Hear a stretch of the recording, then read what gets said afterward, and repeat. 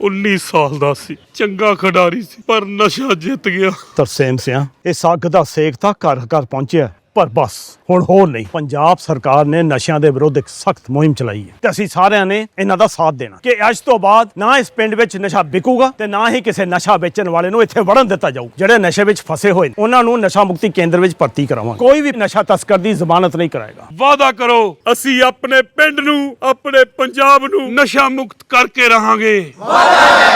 मोहम्मद के दम से है शान रिसालत, मोहम्मद के दम से है शान रिसालत, मोहम्मद है खुद आसमान रिसालत। नबी तो बहुत से ज़माने में आए, बड़ी ही तुझी से ये शान रिसालत। सऊदी अरब वो करने जा रहा है दोस्तों जो दुनिया भर के मुसलमानों के लिए आकर्षण का केंद्र बनने जा रहा है। पैगंबर मोहम्मद सल्लल्लाहु अलैहि वसल्लम से सीधी जुड़ी ये खबर आखिर तक जरूर देखिएगा दोस्तों। आदाब, नमस्कार, जय हिंद दोस्तों। सऊदी अरब अभी लगातार अपने हेरिटेज को फिर से जिंदा करने की मुहिम पर काम कर रहा है। शायद सऊदी हुकूमत ये समझ चुकी है कि जिस तेल पर वो बादशाहत कायम रखने की जद्दोजहद में थी, उस तेल से भी बहुत ज़्यादा कीमती उसकी विरासत को संभालने का वक्त है। दरअसल सऊदी हुकूमत मिशन 2030 पर लगातार काम कर रही है, जिसके तहत कई प्रोजेक्ट्स पर काम चल रहा है और कई नए प्रोजेक्ट्स का ऐलान भी हो रहा है।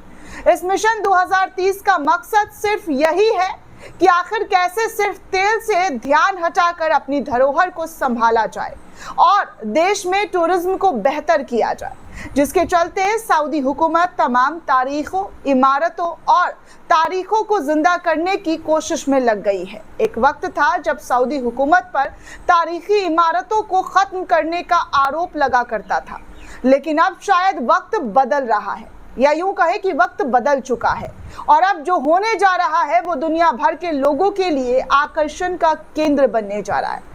आइए खबर बताते हैं आपको दोस्तों। सऊदी अरब ने मक्का से मदीना तक पैगंबर मोहम्मद सल्लल्लाहु अलैहि वसल्लम के ऐतिहासिक हजरत मार्ग को फिर से स्थापित करने के लिए एक बड़ी कल्चर स्कीम की शुरुआत की है। इस परियोजना का नाम इन द प्रॉफिट्स स्टेप्स रखा गया है, जिसे अरबी में दरा अल हिजरा कहा जा रहा है।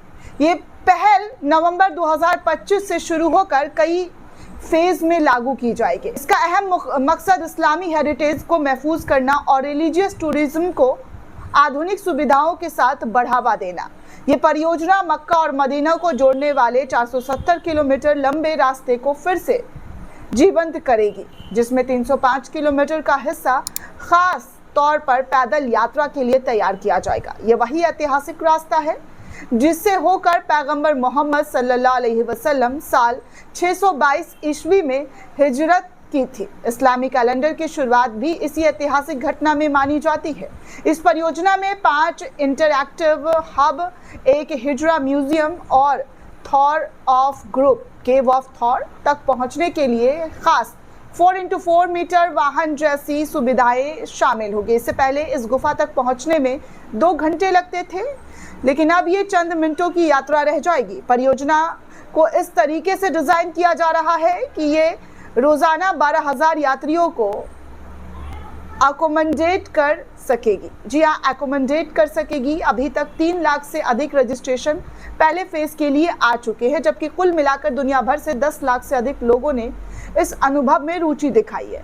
इंडोनेशिया, मलेशिया, तुर्की, भारत और पाकिस्तान जैसे देशों ने इस परियोजना को लेकर विशेष उत्साह, खुशी उनके चेहरों पर देखा गया है। परियोजना के उद्घाटन समारोह में सऊदी अरब के शाही परिवार के प्रिंस सलमान बिन सुल्तान ने कहा है कि ये प्रोजेक्ट इस्लामी विरासत के संरक्षण के प्रति हमारे नेतृत्व की गहरी प्रतिबद्धता का प्रमाण है। इससे दुनिया भर के लोग पैगंबर के ऐतिहासिक यात्रा का अनुभव कर सकेंगे और इस्लामी इतिहास से जुड़ सकेंगे।